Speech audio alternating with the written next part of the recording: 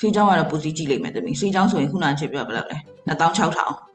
ဟုတ်ကဲ့ scholar ဘောမရှိဘူးလားဆိုတော့အဲ့ဒါတော့သမီးအမှတ်ပေါ်မူတည်ရပါဘော လာမရှိလားဆိုတော့သမီးခဏနေအောင်26,000ကိုဈေးကြည့်ရင်ဆေးချောင်းကိုဒီမှာအကျန်းမြင့်ကြည့်တာ1,500နဲ့15,500သမီးဟုတ်သမီးကိုဟိုက Bachelor Science ပြီးမှလေ BSc လေ yes အဲ့လောက်သွားတယ်အဲ့လောက်နဲ့ရမယ်အဲ့ဒါ private เนาะသမီး private အဲ့ခုနပြော Bulgaria က State University ကပေးမဲ့ဘွဲ့အဲ့ဒါဆိုရင်သမီး private ကျောင်းကလုံးဝအသစ် campus တွေကလည်းချစ်စရာလေနောက်လုံးဝ totally new လွန်ခဲ့တဲ့ last year မှာဖွင့်တာအဲ့မှာလည်း European ကျောင်းသားတွေ Chinese တွေများတယ်ခုန public ဆိုလို့ရှိရင်သမီး26,000ဖြစ်သွားပြီ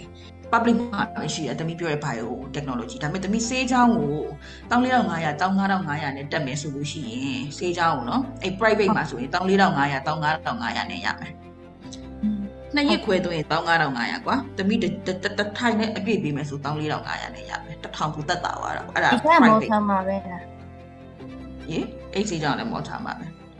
ဘတ်ဂျက်ကဘယ်လောက်လဲကြောင်ဘိုးကိုဘယ်လောက်ထုတ်ပြီးမှလဲစားတာပါညာတမီ part time လုပ်လို့ရတယ်လေအဲ့ဒါကတမီကတမီရှာလို့ရတော့အိမ်ကကြောင်ဘိုးပဲပူရလိမ့်မယ်ကျန်တာကတော့တမီကနည်းနည်း survive လုပ်လို့ရတယ်ကိုကပတ်စံလဲ part time ရှာရတယ်လို့ချွေတာတက်ဖို့ကလည်းလုပ်သေးတယ်เนาะအဲ့ခါကျတော့ကိုကစားတာလေးချွေပါလေးချွေဆိုရတယ် health insurance ပါညာတွေကလည်းရှိဦးမှာတမီเนาะ